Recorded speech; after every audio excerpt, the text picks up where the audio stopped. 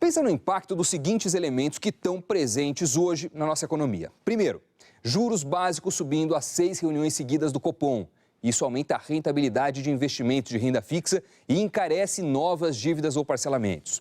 Segundo, inflação alta comendo o seu salário e poder de compra. Ela deve passar dos 9% esse ano. Terceiro, economia encolhendo, o que implica em aumento do desemprego, queda das vendas, alta do endividamento. Soma tudo isso. Qual é o resultado? Famílias vendo o bolso secar, menos dinheiro sobrando para investir e um aumento dos resgates de aplicações para pagar as contas que ficaram mais caras. E esse movimento que apareceu no principal investimento da população brasileira. Vamos dar uma olhada então nesses dados oficiais divulgados hoje pelo Banco Central. No mês de junho, o brasileiro sacou 6 bilhões 261 milhões de reais a mais do que depositou na poupança. Foi o pior mês da série histórica do indicador, que começou a ser calculado há 2 décadas. Compara só com o resultado do mesmo mês de junho, mas do ano passado, tinha sido um resultado positivo superior a 3 bilhões. Uma baita diferença e diferença que não para por aí. Em todos os 6 primeiros meses do ano, o volume de resgate superou o de aplicações, o que não acontecia desde 2005. No total do primeiro semestre, a poupança perdeu 38 bilhões e meio de reais. Mais uma vez, uma marca inédita. E detalhe, nos 20 anos de história do indicador, aquele com pior desempenho até hoje tinha sido o ano de 2003, quando em 12 meses, 10,4 bilhões de reais evaporaram da poupança.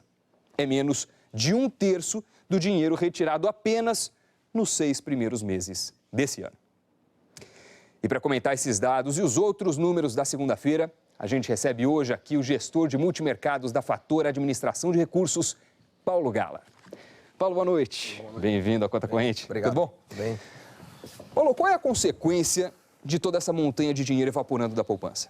Na verdade, esses recursos estão sendo utilizados para pagar contas e para pagar dívidas, né?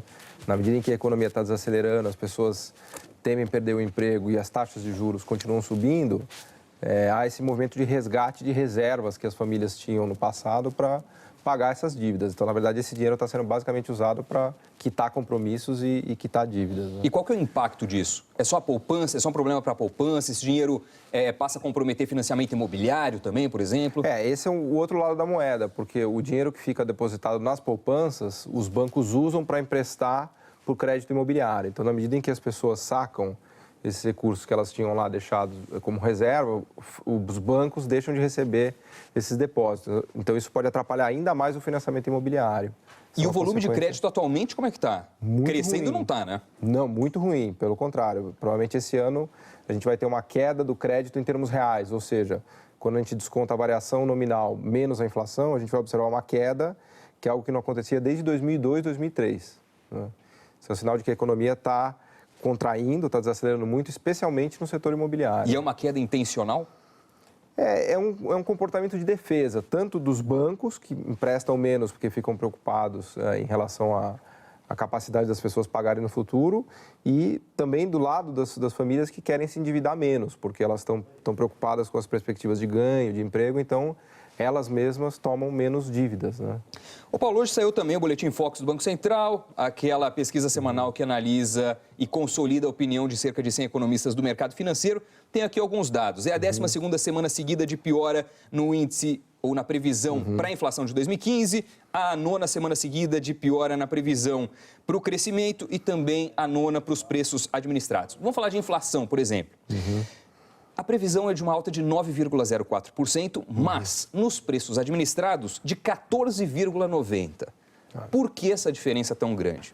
Principalmente por conta dos preços de tarifas, de energia elétrica, de conta de água, de gasolina, de ônibus, de metrô. Esses foram os preços que aumentaram de fato no Brasil nesses primeiros 6 meses do ano. E culpa do quê? Do represamento lá atrás para segurar a inflação? Certamente haviam desequilíbrios que foram corrigidos, né? Também tem um pouco culpa de São Pedro, porque choveu menos e a energia ficou mais cara. Qual é a parcela de culpa que ele tem nessa história aí? É difícil medir, mas certamente que havia um represamento, né? Agora, outro dado, por exemplo, produção industrial. Em janeiro, os economistas, nesse mesmo boletim Focus, previam uma alta de 1% para a produção em 2015. Agora, uma queda de 4,72%. O que mudou em 6 meses? A grande novidade dos últimos dois ou 3 meses foi que o nível de atividade está bem pior do que se imaginava. Ou seja, a recuperação que se imaginava que a gente tivesse não veio, né? Então, a produção industrial está mais fraca, as vendas no varejo estão mais fracas, os estoques estão mais elevados. Então, de um modo geral, os economistas erraram achando que essa recuperação viria antes, né? E também erraram achando que a inflação se comportaria de maneira um pouco melhor, que também não foi verdade, porque a inflação também ficou acima do que se imaginava, né? Então, o pecado dos economistas foi ser excessivamente otimista? Sim, foi um duplo erro aí, tanto na inflação quanto na atividade, né?